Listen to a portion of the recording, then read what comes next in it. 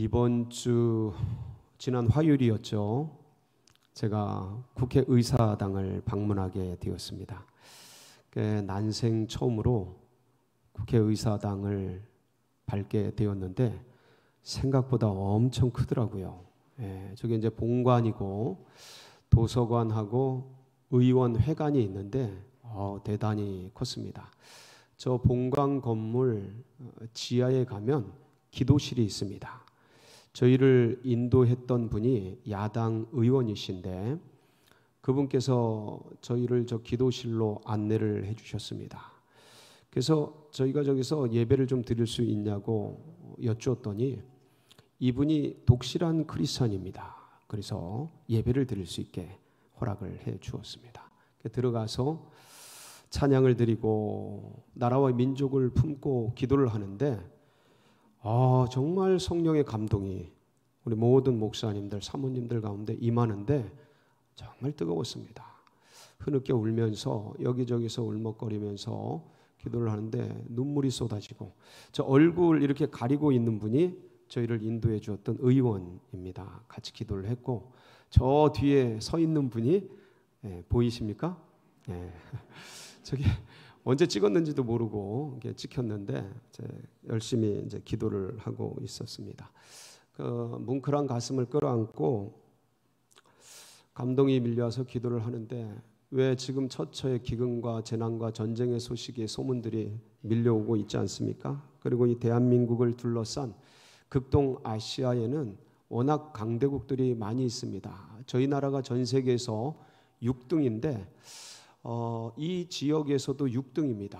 그럴 정도로 주변에 일본이 강력한 군비 증강을 하고 있고 중국은 뭐 말할 것도 없고 미국이야 초강대국이고 그리고 러시아는 지금 전쟁을 하고 있는 그런 틈바구니 속에서 북한은 모든 예산을 다 이 군비 증강에 몰빵을 하고 있는 그러한 아주 강한 그러한 나라 사이에 이 나라가 치열함 속에 던져져 있습니다.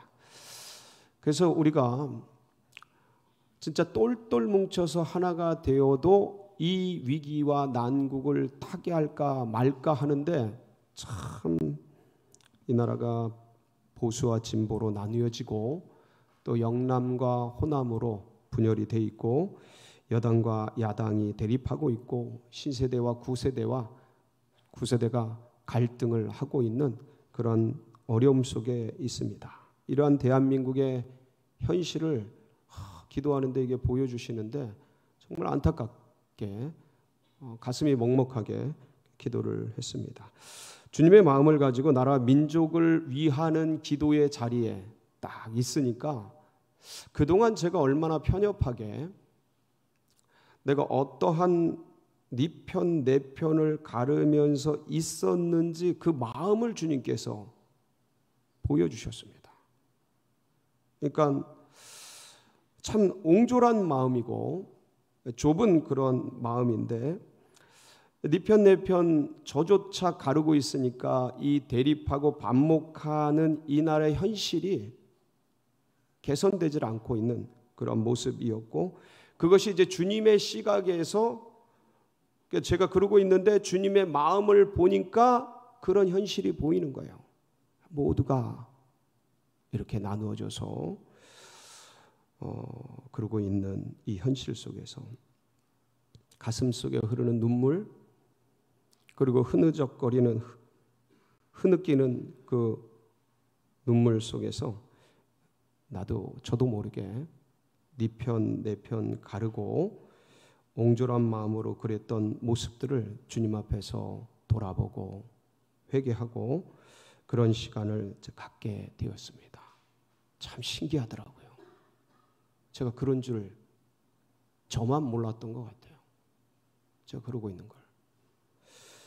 참 연약한 인간이기에 어쩔 수 없이 어떤 이념과 사상 그리고 또 지역과 또 흘러가는 세월 속에 나도 모르게 어떤 정치적 시류에 휩쓸려서 그리고 어떤 정치적 성향을 띠면서 내 편은 옳고 네 편은 뭔가 그르다라는 이런 편견 속에 던져져 있는 저를, 그 한계들을 보게 되었던 것이지요.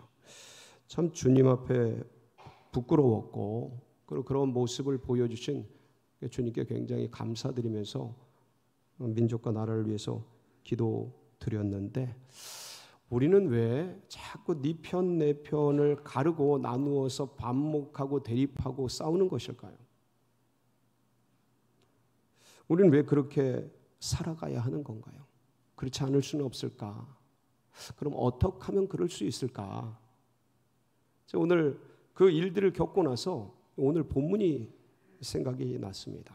그래서 오늘 이 말씀을 나눌 때에 사순절을 우리가 지내고 있지 않습니까? 그래서 네 편 내 편이 아니라 그리스도 안에서 하나가 되어서 연합하여서 주님이 십자가를 걸으신 그 골고다의 길을 우리도 다 같이 따라 걷는, 그래서 다시 한번 우리의 마음을 주님께 맞추고 함께 그 길을 걷는 그런 아름다운 시간들이 되시기를 주의 이름으로 축복합니다. 예수님 당시에 주님께 은혜를 받았던 분들이 굉장히 많습니다. 치유받고 또 주님의 주옥 같은 말씀 속에 감동받고 그랬던 분들이 굉장히 많습니다. 주님의 기적과 이적 속에 그거를 경험했던 많은 사람들이 있었는데, 주님을 따르던 사람들 중에 12사도와 같이 직접 모든 삶을 포기하고 전적으로 따르던 사람들이 있었고, 70문도 70인의 제자들처럼 또 지근거리에서 주님을 따르는 그런 분들이 있었습니다. 그런데 그렇지 않고 자신의 생업에 종사를 하면서 부모를 섬기고 자녀들을, 가정을 돌보면서 개인적인 어떤 사정들 때문에 주님을 전적으로 따르지 못하고 자기 생활을 하면서 주님의 제자의 길을 걷는 사람들도 있었습니다. 근데 이들은 통계적으로는 파악되거나 잘 알려지지는 않았습니다. 그런데 분명히 구석구석에 그렇게 주님을 붙들고 사는 사람들이 있었던 것이죠. 주의 이름을 의탁하여서 사역하는 분들도 계셨던 것입니다. 오늘 우리가 읽은 이 본문 38절 말씀을 보면 이런 말씀이 있습니다. 요한이 예수께 여짜오되 선생님, 우리를 따르지 않는 어떤 자가 주의 이름으로 귀신을 내쫓는 것을 우리가 보고 우리를 따르지 아니하므로 금하였나이다. 그러니까 주님의 무리에 가입되거나 12사도나 70인 무리에 가입되어 있지 않은 어떤 사람이 있었는데, 어느 날 사도 요한이 길을 가다가 보니까 그 어떤 사람이 무슨 사역을 하고 있었던 겁니다. 근데 이 어떤 사람에 대해서는 자세하게 나와 있질 않습니다. 제가 전체 사복음서를 다 뒤졌는데도 내용이 나와 있는 것은 영어 번역본에 그 사람은 a man이라고 되어 있습니다. 남자였습니다. 그리고 him, he라는 인칭 대명사로 그 사람을 받고 있었습니다. 그러니까 그 사람은 한 사람이었습니다. 그러니까 어떤 남자 한 사람이, 그가 어떤 사람인지 누구인지에 대해서는 잘 알려지지 않았지만 그가 예수 그리스도의 이름으로 사역을 하고 있었던 겁니다. 근데 주님을 따르면서 주님의 길을 걸어가는 사람들, 영적인 사역들이 상당히 다양합니다. 많이 있습니다. 전도 사역도 있고요, 양육 사역도 있고요, 그리고 교회를 돌보는 사역도 있고, 여러 가지 치유 사역도 있고, 여러 사역이 있는데 주님의 영적인 사역 중에서 가장 어렵고 힘든 사역을 꼽으라면 아마 귀신 축출하는 사역일 겁니다. 다 어렵고 힘들지만 이 귀신을 쫓아내는 사역만큼 긴장되고, 그리고 몰입해야 되고 에너지가 많이 드는 사역도 잘 없을 겁니다. 왜냐하면 무슨 일이 일어날지 모르거든요. 그 현장에서 순간 이 귀신 들린 사람이 칼을 잡을지 돌을 잡을지 주먹으로 칠지 어떤 일이 일어날지 아무도 모릅니다. 그래서 늘 긴장해 있는데, 예수님께서는 귀신을 축출할 때, 쫓아낼 때 단 한마디 말씀으로 팍 쫓아냈습니다. 군대 귀신 들린 자도 그렇고 그 변화산 밑에 귀신 들린 아이도 그렇고 말씀 한마디로 쫓아냅니다.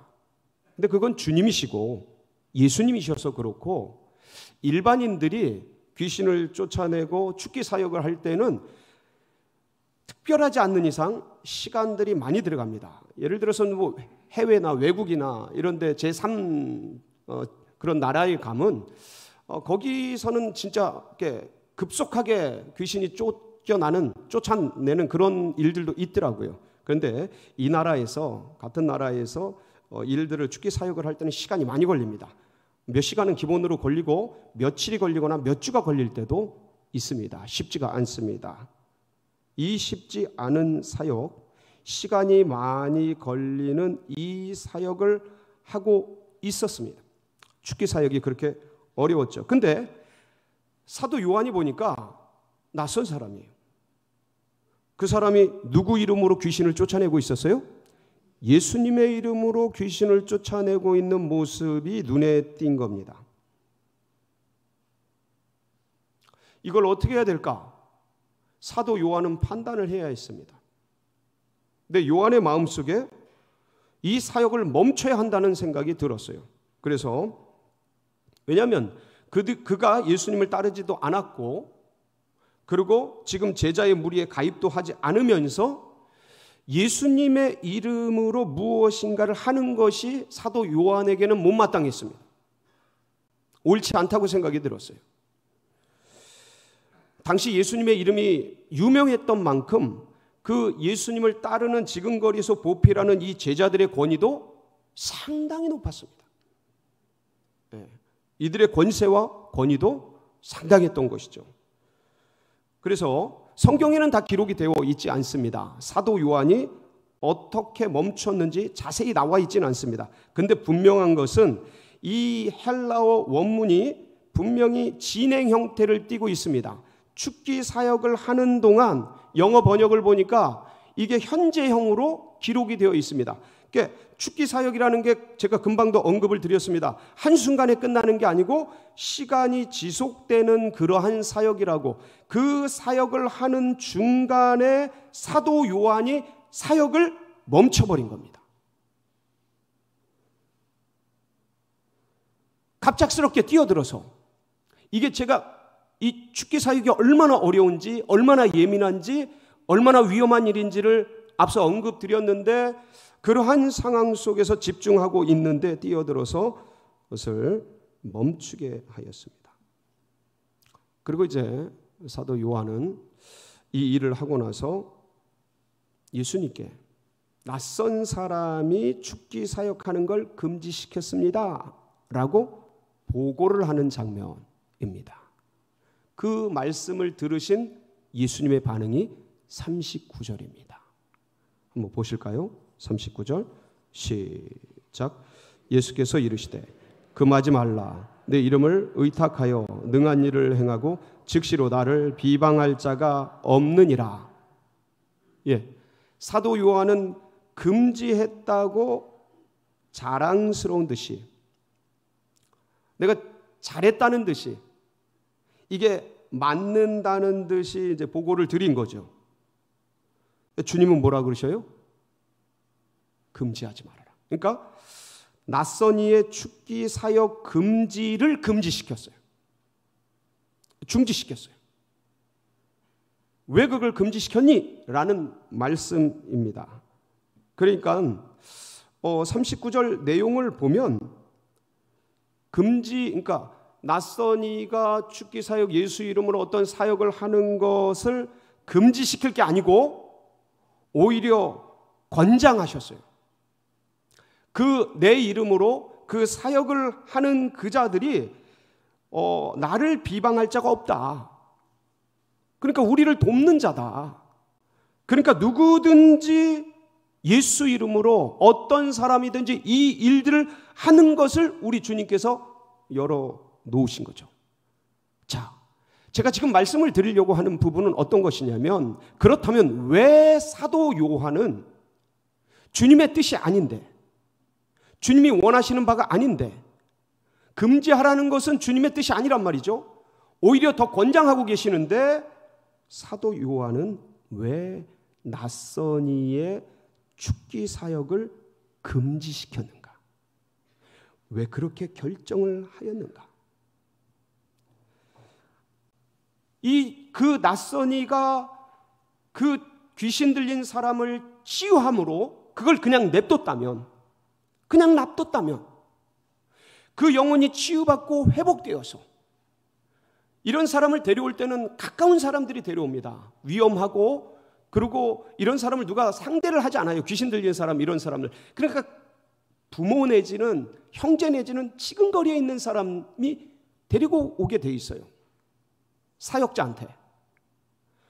그러니까 그 지근거리에 있는 부모 형제나 또 이를 돕는 사람들이 힘이 세니까, 귀신 들린 사람은 힘이 세요. 그러니까 이제 같이 돕는 사람들이 와서 막 치유를 받고 있는데 그걸 중지시키니 사역자는 얼마나 사역을 하다가 그걸 중지시키니 사역자는 얼마나 힘들었을까? 그걸 치료했으면 그 영혼이 회복되고 구원받고 그 귀신에게서 노임받고 해방이 되어서 자유함을 누리면서 그 치료된 것이 예수 그리스도의 이름으로 치료된 걸 보고 그 부모 형제나 주위에 있는 동료들이 얼마나 주님의 이름이 위대한가를 높이며 칭송하며 예수님을 믿고 의지하며 살아갈 수 있는 좋은 찬스와 기회, 이거를 다 날려버린 거예요. 다 놓쳐버린 거예요. 요한의 실수, 요한의 그런 문제 때문에. 그렇다면 도대체 왜 요한은 그런 실수를 했는가? 그럼 오류 속에 빠졌는가? 주님의 뜻도 아닌데. 먼저 요한과 주님의 대화를 이렇게 살펴보면 요한은 뭔가 자신이 주님을 지금 따르고 있기 때문에 내가 맞다라는 의식을 가지고 있었던 것이 틀림없습니다. 무슨 말씀이냐면 내가 주님과 함께 이 길을 걷고 있기 때문에 내 결정이 내가 생각하는 바가 예수님을 위한 길이고 우리 몸을 위한 길이고 주님의 뜻에 맞다라는 확신을 가지고 있었다라는 거예요. 그렇기 때문에 자신 있게 사역이 진행되는 중간인데도 끊고 멈추게 할 수가 있었던 거예요. 그러니까 예수님을 직접 따르지 않는 것은 주님의 뜻이 아니고, 그리고 그 주님의 뜻에 맞지 않는 그런 자들이 예수님의 이름으로 사역을 하는 것은 잘못됐다라는 판단을 했던 것이죠. 그러니까 이 전제가 문제가 있었던 것이죠. 지금 주님을 직접 따르고 있는 자신과 이 12제자 그룹, 그리고 그들에 의해서 확인된 사람들, 검증된 사람만이 주님의 나라의 사람들이라는 일종의 전제, 편견, 치우친 생각을 사도 요한은 가지고 있었던 겁니다. 근데 여러분, 이게 어떤 오류를 범하는 거냐면 유대인들이 빠졌던 함정에 빠지는 거예요. 유대인들이 어떤 함정에 빠졌을까요? 우리는 하나님이 선택받은 민족이다. 선민사상. 하나님의 성전과 하나님의 성, 예루살렘 성이, 이 예루살렘 성 안에 하나님의 성전이 우리와 함께 있다.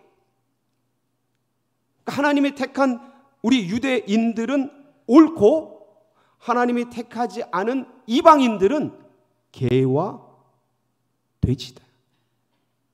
저들에게는 복음을 전할, 말씀을 전할 필요조차도 없다라는 선민사상, 독선의 함정 속에 유대인들이 빠졌던 것이죠. 그러니까 주님께서는 그러한 배타주의, 유대교의 독선주의, 이런 것들을 과감하게 깨셨어요. 이방인들을 향한 손을 내밀고 낮고 천한 자들, 그 유대의 그 율법주의에서 거의 천민이라고 그렇게 정죄하였던 그들을 향해, 세리를 향해, 창기를 향해 손을 내밀고 그들과 함께 밥을 먹고 그들과 함께 동고동락하면서 가난한 자의 친구고 세리의 친구라는 칭호를 받으면서 그렇게 과감하게 뛰어들어 그들 모두가 낯선 자든지 어떤 자든지 그리스도 예수 안에서 한 형제요 한 백성으로 삼고 그렇게 지내셨다라는 것이죠. 사랑하는 성도 여러분, 그렇다면 이 요한과 제자들은 왜 이 죽기 사역이 진행되는 중간에 그렇게 무리거든요. 이거는 그러니까 죽기 사역이나 어떤 사역이 좀 끝나고 얘기를 하든가, 이게 굉장히 예민한 사역인데 지금 이거를 육체적으로 얘기를 하면요, 의사가 지금 배를 째고 이 심장 수술을 하고 있는 거거든요. 지금 이 죽기 사역이라는 게 영적으로 배를 째고 지금 심장 수술을 하고 있는데 뛰어들어서 지금 그걸 막아버린 거거든요. 왜 이렇게 급하게, 왜 이렇게 무리를 해서 이 사역을 중단시켰을까? 왜 사도 요한과 우리라고 표현하는 제자들은 그랬을까? 제가 이 말씀을요, 앞뒤로 쭉 다 살펴봤어요. 그래서 내린 결론이 뭐냐면, 이들은 질투에 사로잡혔다. 우리를 네 편 내 편 가르는 밑바닥에는 질투가 있는 거예요. 질투. 그러니까 지금 내가 여기서 밀리면, 쟤보다 밀리면 안 된다. 나는 뒤처진다. 나는 죽는다. 이런 마음들, 기저에 그런 것들이 작동을 하는 거예요. 이 얘기를 왜 드리냐면, 지금 오늘 이 사도 요한의 낯선 이의 죽기 사역 금지 사건이 어디에 맥락에 있냐면, 예수님께서 변화산에서 그 기적과 이적의 모습 속에 있을 때 변화산 밑에는 9 제자들이 한 귀신 들린 아이를 데리고 온 아비의 부탁을 받고 치료를 하려고, 죽기를 하려고 하는데 나가지를 않았거든요. 근데 주님이 오셔서 그걸 당장 쫓아내 주십니다. 바로 그러한 경험을 하고 길을 나서서 이 사건이 생긴 거예요. 무슨 말씀이냐면, 변화산 밑에서 제자들은, 우리는 지금 몇 살인지는 나와 있지 않아요. 이 아이가. 근데 그냥 12살이라고 할게요. 제가 아이니까. 그 어린애 하나 붙들고 9명이 씨름을 했는데 귀신을 못 쫓아낸 거예요. 그런데 지금 어떤 낯선 사람이, 아이가 아니에요, 기록된 게, 귀신 들린 사람을 고치는데 혼자서 귀신을 쫓아내고 있는 거예요. 자기들은 9명이 어린아이 하나 못 쫓아냈는데, 그러니 제자들 밑바닥에 이 모습을 볼 때 무슨 생각이 들었을까? 아니, 우리는 못했는데 저 사람은 지금 하고 있네? 저 사람이 이거 다 해내면 더 뛰어나겠는데? 우리 애들 하나 붙들고 못했는데 지금 지 혼자 지금 저거 죽기 하겠는데? 그러면 안 되지. 우리 체면이 뭐가 돼? 그러면서 작동하는 게, 저거를 멈출 수 있는 명분이 뭘까? 우리 편이 아니네. 우리 편이 아닌 사람이 하는 것은 주님이 원치 않으시는 것이에요.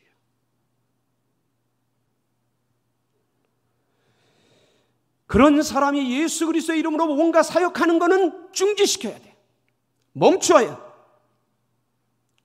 그러니까 내 마음의 밑바닥에서 나보다 나은, 나보다 잘하는, 뭔가 훌륭한 그러한 것들을 보면 사람들은 네 편, 내 편 가르고 쪼개서 뭔가를 합리화하려고 하는 그런 경향성이 발휘되더라. 사도 요한의 생각과 그 우리들의 제자들의 생각을 보면 이러한 것 속에 저들이 던져져 있더라. 여기서 조금만 더 나가면요, 어떤 일들을 볼 수 있냐면, 여러분 당시 예수님의 12 제자들은요, 예수님께서 직접 세워주신 아포스톨로스, 보내심을 받은 자라는 사도의 직분을 가지고 있었습니다. 그러니까 이 말씀이 무슨 말씀이냐면, 예수님은 그들을 따로 세워서 특별한 훈련과 직접적인 양육과 이런 것들을 하려는 의도셨어요. 그건 주님의 의도지만, 근데 인간적으로 볼 때 그런 것에 선택받은 사람들은 그런 책임감도 느끼겠지만, 어떤 면에서는 내가 선택을 받았다, 나는 특별하다, 나는 사도의 직임을 받았다라는 완장을 찬 효과가 일어나게 됩니다. 사실 이건 이 제자들만의 문제가 아니고 우리들도 똑같죠. 누구나 다 이런 완장을 찬 효과. 그래서 누구든지 팔에 완장을 차면 책임감과 더불어서 어깨가 으쓱하고 목이 뻣뻣해지고 뭔가가 된 듯한 그런 마음의 태도가 나오게 되지 않습니까? 그런데 주님께서 이 사도의 직은, 주님이 주신 영적인 직은 섬기라고 주신 직분인데, 부리려는 마음의 동기들이 나오게 되는 거죠. 이게 안개처럼 사람의 의식을 가리게 되는 거예요. 주님이 주신 직분은 계급이 아닌데 섬김의 직인데, 자꾸 우리들 속에서, 인간들 속에서 지배하려고 다스리려고 하는 그런 마음의 영적인 안개들이 자욱하게 되는 거예요. 거기에 자꾸 빠지는 거예요. 주장하려 하고, 내가 옳다고 생각하고, 나를 따르게 만들려고. 이 사건이요, 여러분 어디에 연속이 되냐면, 변화산 밑에서 주님께서 걸어 나가시면서 어떤 말씀을 하시냐면, 두 번째 십자가에 고난당하실 것을 계시하시고 나서 벌어진 일이에요. 그러니까 마가복음 9장 31절 32절에 보면 주님께서 이런 진중한 말씀을 나누십니다. 한번 보실까요? 시작. 이는 제자들을 가르치시며 또 인자가 사람들의 손에 넘겨져 죽임을 당하고 죽은 지 3일 만에 살아나라는 것을 말씀하셨기 때문이더라. 그러나 제자들은 이 말씀을 깨닫지 못하고 묻기도 두려워하더라. 주님이 이제 이번에 예루살렘에 올라가면 어떤 일을 당할지, 고난을 당하고 십자가에서 죽고 3일 만에 부활하실 것을 얘기하시는 장면이에요. 주님의 뜻, 주님의 방향, 주님의 의도를 나눴던 거죠. 이런 일이 일어날 거다. 지금 내가 이런 길을 간다. 근데 제자들은 우리가 몇 번 살펴봤지만 그런 주님의 말씀을 나누시는데도 불구하고 그 말씀을 나눈 그 뒤에 바로, 야, 첫째가 누구니? 내가 먼저니? 네가 먼저니? 이런 것을 따지고 서로 이 12 제자 내에서도 분란하고 그렇게 쪼개지고 나누어지고 논쟁하고 분쟁하는 그런 모습이 바로 그 뒷부분에 마가복음 9장 33절 34절에 이렇게 기록이 돼 있어요. 보실까요? 시작. 가버나움에 이르러 집에 계실새 제자들에게 물으시되 너희가 길에서 서로 토론한 것이 무엇이냐 하시되 그들이 잠잠하니 이는 길에서 서로 누가 크냐고 쟁론하였습니다. 이 말씀 바로 뒤에 우리 지금 오늘 우리가 읽은 본문이 자리 잡고 있는 거예요. 무슨 말씀이에요? 지금 주님께서 주님의 뜻을 계시하시고 명백하게 드러내셨는데 제자들은 거기에 관심이 없는 거예요. 뭐에 사로잡혀 있는 거예요? 욕심에. 이번에 올라가면 누가 우의정 할지, 누가 국무총리 할지, 누가 더 많이 헌신했는지, 누가 1인자인지, 네 편인지 내 편인지, 그 지금 김치국물 마시느라고 눈이 가려져 있는 거예요. 욕심이 가려져 있는 거예요. 그런 와중에 아니 저 낯선 사람이 우리 허락도 안 받고 감히 예수 이름으로 귀신을 쫓아내고 있어? 어디 가당치 않게 욕심이 눈을 가리니까 판단이 어그러지는 거예요. 주님이 전혀 원치 않는 그런 행위를 통해서 그 구원받고 치료받고 회복될 수 있는 천하보다 귀한 그 한 영혼이 죽기 사역 중간에 멈춰버리는, 가슴을 열어서 지금 심장 수술하는데 그냥 닫아버리는 이런 비극적인 일들을 벌이게 되었던 겁니다. 사랑하는 성도 여러분, 그러니까 네가 우리 편인지 제가 누구 편인지 사실 우리는 이런 걸 굉장히 많이 따집니다. 예, 우리가 이런 생애를 살아가다 보니까, 연약한 한계 속에 있다 보니까 내 말을 잘 듣고 내 말을 우호적으로 생각하는 사람은 내 편이고 우리 편이고, 그 사람은 맞는 사람이고, 그 당은 내가 옳은 당이고, 그 사상은 맞는 사상이고, 이렇게 돼요. 그렇지 않으면, 나를 따르지 않고 내게 우호적이지 않으면 X, 잘못된 것, 이렇게 자기 중심적으로 생각하는 경향성이 너무나 많아요. 그리고 이런 영향력을 여론이나 방송이나 미디어나 사람들을 통해서 너무 많이 들어요.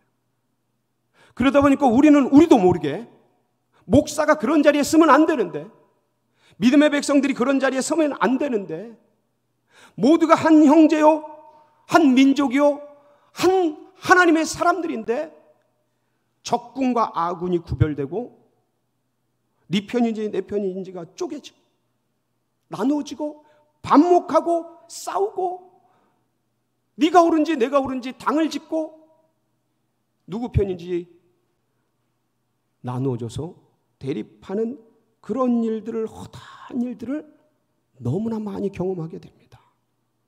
비단 사회에서뿐만 아니라 우리네 살아가는 삶 속에서, 신앙의 길들 속에서도 너무 많이 만연되어 있고, 이 만연되어 있는 이것이 자연스럽게 우리 속에 들어와 있음에도 이게 전혀 문제되지 않는 그런 삶 속에, 그런 신앙생활 속에 우리가 걸어갈 때가 한두 번이 아닙니다. 제가 한 예화를 들고 오늘 말씀을 마무리를 지으려고 합니다. 링컨 대통령이 남북전쟁을 할 때 이 북군의 리더였던 링컨 대통령이 연전연패를 했습니다. 초기에. 이 링컨 대통령이 하루에 2-3시간씩 전쟁통에도 말씀을 읽으며 기도하고 그랬는데도 계속 지는 거예요. 연전연패를 하는 거예요. 그래서 하루는 이 북군의 지도자들이, 목사님을 포함한 그런 사람들이 이 링컨 대통령을 위로하려고 방문을 하였습니다. 그 대표자 중에 한 분이 이제 목사님이셨는데, 이 목사님이 링컨 대통령을 위로한다고 이렇게 얘기를 했습니다. 카카, 우리는 하나님이 우리 북군의 편이 되어서 북군이 승리하게 해달라고 날마다 눈물로 기도하고 있습니다. 카카, 힘을 내십시오. 그 얘기를 들은 링컨 대통령이, 그렇게 기도하지 마십시오. 하나님이 우리 편이 되어달라고 기도하지 마시고 우리가 항상 하나님 편에 서 있게 해달라고 기도해 주십시오. 여러분, 인간이 이렇습니다. 사람이 이래요. 하나님도 우리 편, 내 편으로 만들어서 그렇게 주장하려고 하는 게 인생들입니다.